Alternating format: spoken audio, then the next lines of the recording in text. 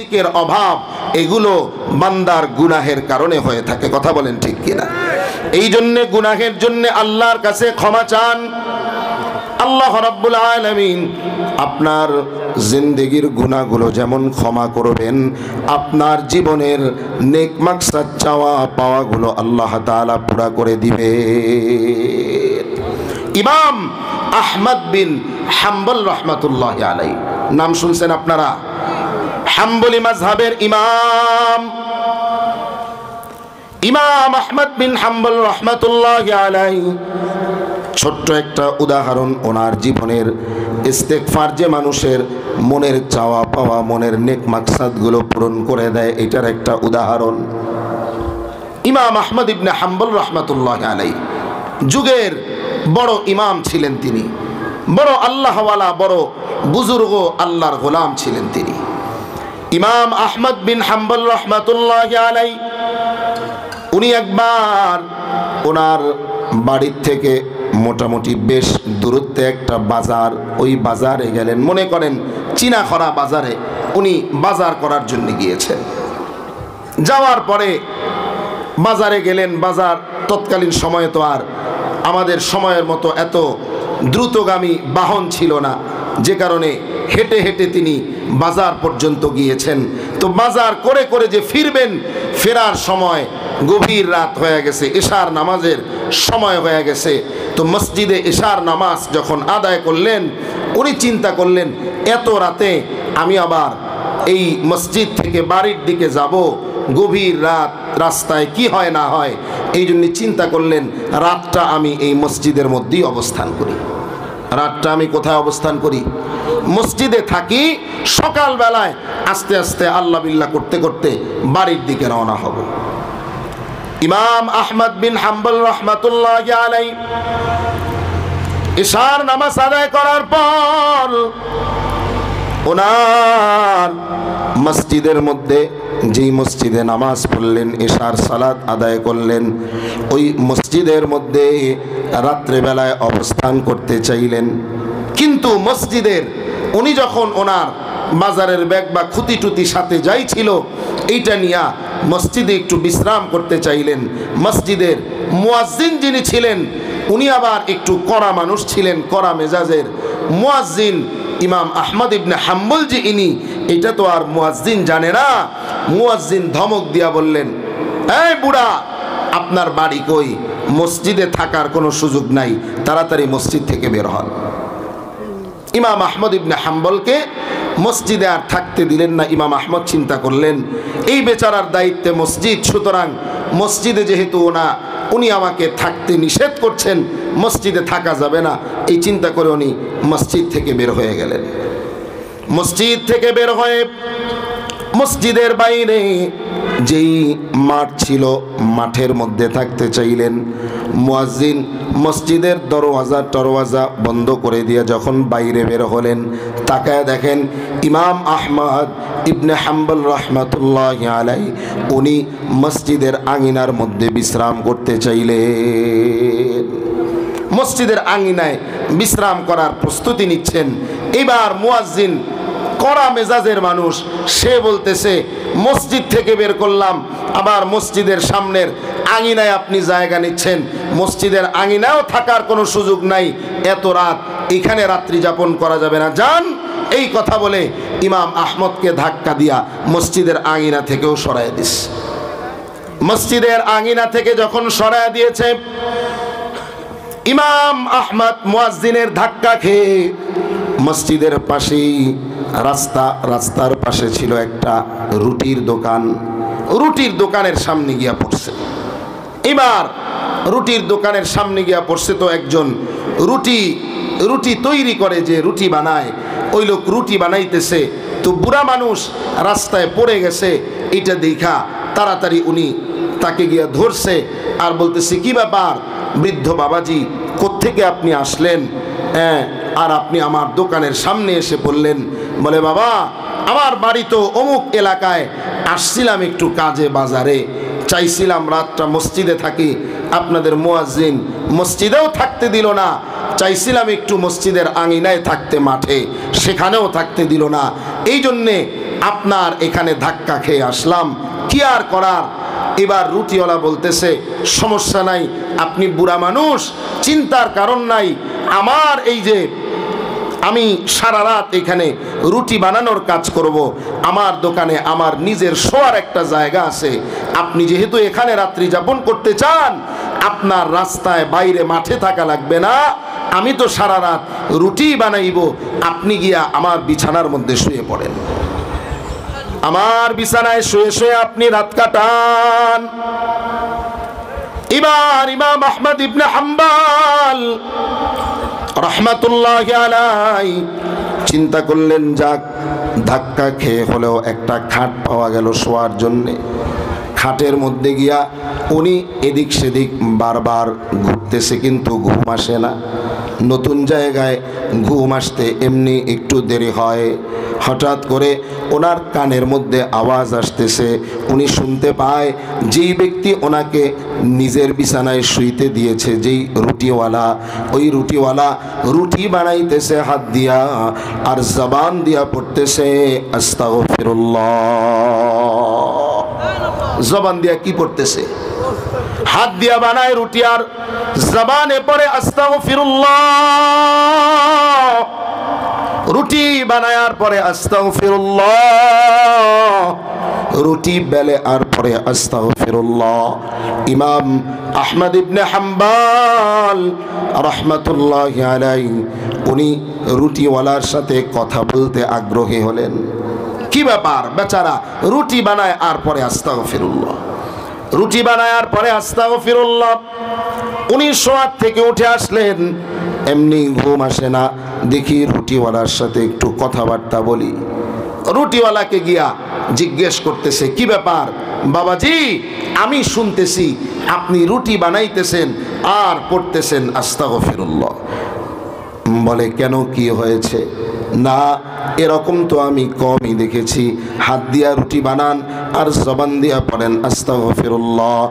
এবার রুটিওয়ালা বলতেছে, আমি এই রুটি আজকে বহু বছর যাবত রুটি বানানোর কাজ আমি করতেছি, আর আমি আমার হাতকে ব্যস্ত রাখি রুটি বানানোর কাজে, আর আমার জবানটাকে আমি ব্যস্ত রাখি আমার মালিকের কাছে ক্ষমা চাওয়ার কাজে। আমি রুটি বানাই আর আস্তাগফিরুল্লাহ পড়ি। ইমাম আহমদ বলেন, আপনি আস্তাগফিরুল্লাহ পড়ে জীবনে কি পাইলেন? এই আমলের লাভ কি হইল? এবার রুটিওয়ালা বলতেছে, আমার জীবনের যত চাওয়া পাওয়া, যত নেক উদ্দেশ্য, আমি ইস্তেগফারের আমল করে আল্লাহর কাছ থেকে আমার জীবনের সব চাওয়া পাওয়াকে পূরণ করে নিয়েছি। সুবহানাল্লাহ পড়েন, সুবহানাল্লাহ। ইমাম আহমদ বলেন, তাহলে তো সব চাওয়া আপনার পূরণ হয়ে গেছে, এখনো কেন আপনি পড়েন আস্তাগফিরুল্লাহ? আপনার জীবনের চাওয়া পাওয়া কি এখনো কিছু বাকি আছে নাকি? এবার ওই যে রুটিওয়ালা ইমাম আহমদ ইবনে হাম্বল রাহমাতুল্লাহি আলাইহিকে ডাক দেয়া বলে, আমার জীবনের একটা চাওয়া এখনো পূরণ হয় নাই, আমার জীবনের একটা নেক আশা আছে, আমার মনের বড় আশা, আমার মনের বড় চাহিদা হলো, আমার মনে চায় এই যুগের সবচেয়ে বড় ইমাম, এই যুগের সবচেয়ে বড় ফকিহ, এই যুগের সবচেয়ে বড় আলেম যিনি ইমাম আহমদ ইবনে হাম্বল রাহমাতুল্লাহি আলাইহি, আমি ওনার নাম জীবনে অনেক শুনেছি, আমি ওনার কথা, ওনার প্রশংসা জীবনে অনেক শুনেছি, কিন্তু জীবনে তার সাথে দেখা করার সৌভাগ্য হয় নাই। আমার মনের একটা আশা হইল, আমার যাতে আল্লাহ তাআলা জীবনে একবার হলেও যাতে আমাকে ইমাম আহমদের সাথে সাক্ষাতের ব্যবস্থা করে দেয়। আমার মনের আশা হইল আল্লাহ তাআলা যাতে জীবনে একবারও যদি হয় ইমাম আহমদের সাথে যাতে আমার সাক্ষাতের ব্যবস্থা করে দেন। সুবহানাল্লাহ পড়েন, সুবহানাল্লাহ। ইমাম আহমদ ইবনে হাম্বল রাহমাতুল্লাহি আলাইহি উনি এবার রুটিওয়ালাকে ডাক দেয়া বলে, রুটি ভাই, ও রুটিওয়ালা, আপনার ইস্তেগফারের আমলের এমন পাওয়ার, আপনার ইস্তেগফারের আমলের এমন শক্তি, আল্লাহ তাআলা আপনার ইস্তেগফারের আমলটাকে এতই পছন্দ করেছেন, আপনার আমলের বরকতে আল্লাহ তাআলা আমি ইমাম আহমদ ইবনে হাম্বলকে, আমি আহমদকে আল্লাহ তাআলা মুয়াজ্জিনের তাড়া, মুয়াজ্জিনের ধাক্কা খাওয়াইয়া আপনার সাথে সাক্ষাৎ করানোর জন্যে আল্লাহ তাআলা আপনার দোকানের সামনে এসে আমাকে ফালায়া দিয়েছে। সুবহানাল্লাহ পড়বেন না? সুবহানাল্লাহ। তাইলে ইস্তেগফারের আমলের দরকার আছে না নাই? ইস্তেগফারের কারণে, ইস্তেগফারের আমলের বদৌলতে আল্লাহ তাআলা বান্দার জীবনের সব গুনাহগুলোকে মাফ করে বান্দাকে জান্নাতি বানায় দেন। সুবহানাল্লাহ পড়েন। সুবহানাল্লাহ। আল্লাহ তাআলা বান্দাকে ডাকেন, وسارعوا إلى مغفرة من ربكم وجنة عرضها السماوات والأرض أعدت للمتقين।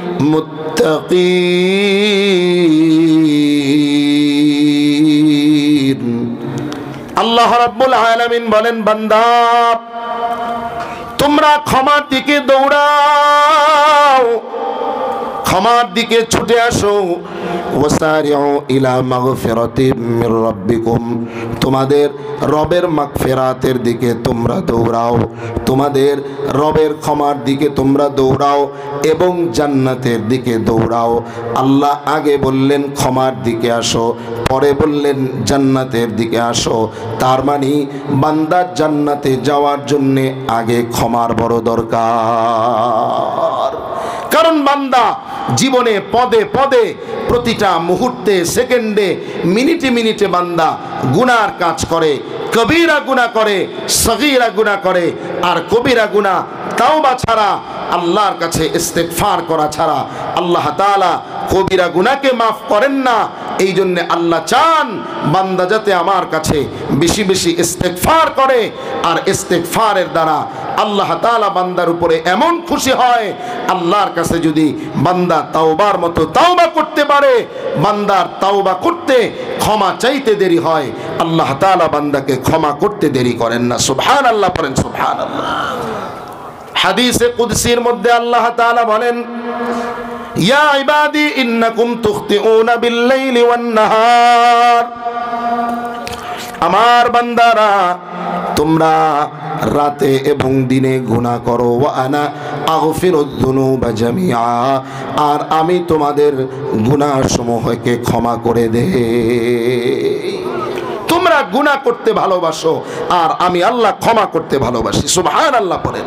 এই জন্যে আমরা আল্লাহর কাছে ক্ষমা চাইব। আমরা আল্লাহর কাছে কি চাইব? কথা বলেন, কি চাইব? এটা হলো ক্ষমার সময় আল্লাহর কাছে ক্ষমা চাইব।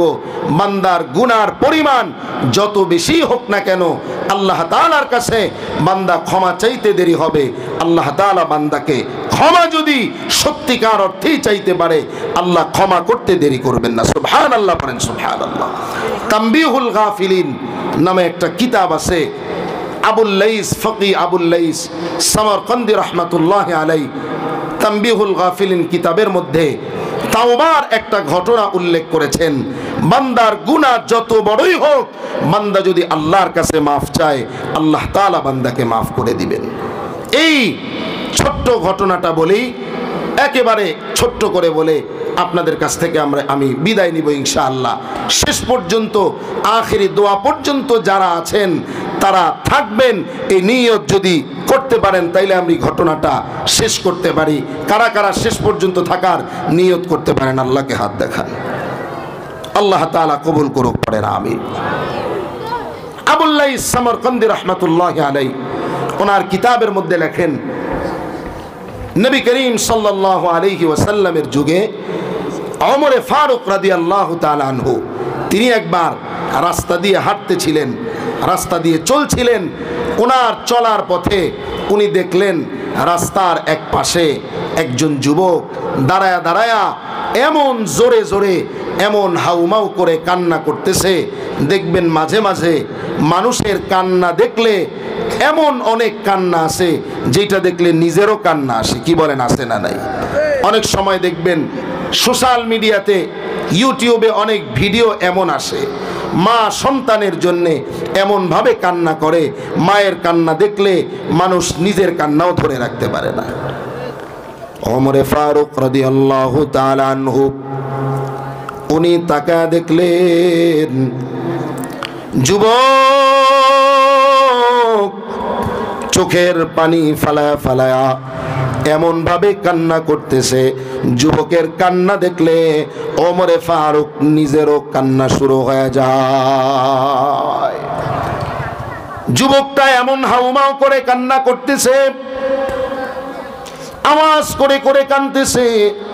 ওমরে ফারুক রাদিয়াল্লাহু তাআলা আনহু যুবকের কান্না দেখে ওনার নিজের কান্নাকে উনি দমায়া রাখতে পারলেন না।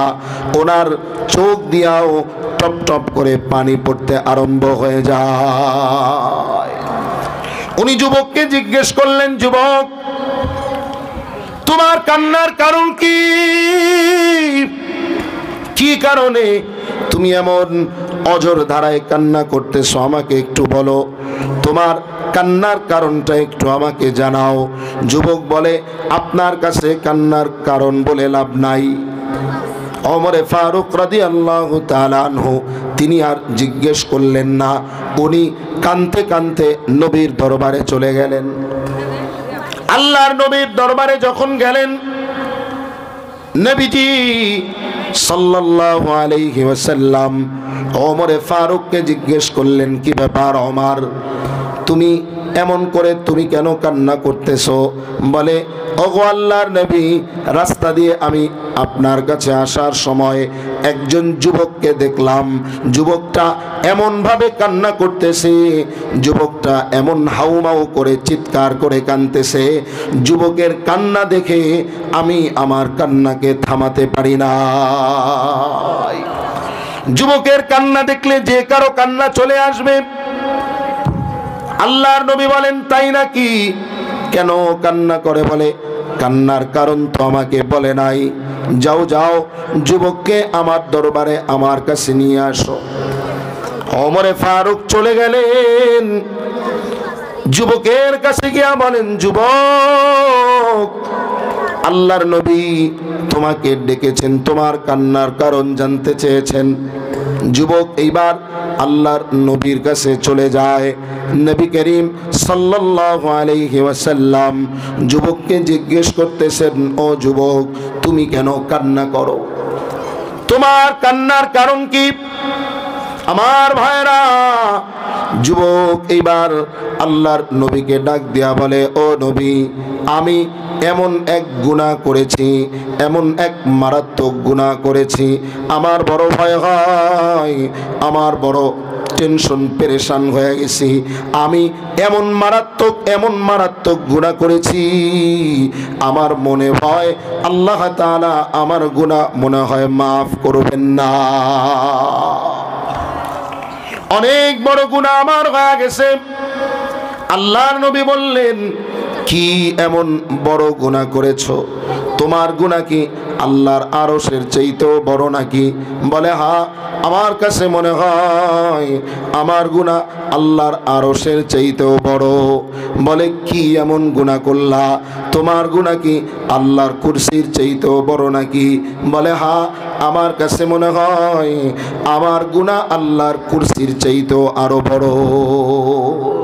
গুনাহকে বড় মনে করা, গুনাহকে ভয়ঙ্কর মারাত্মক মনে করা, এটা ইমানদারের একটা গুণ। কথা বলেন ঠিক কিনা? মুনাফিক গুনাহ করে কিন্তু গুনাহকে মশার মতো মনে করে, এটা কোনো ব্যাপারই না।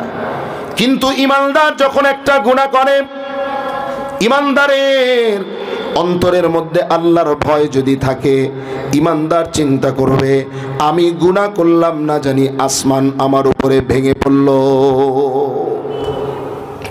যুবক বলতেছে, আল্লাহর নবী বললেন, কি এমন গুনাহ করেছো? তুমি কি জিনা করেছো?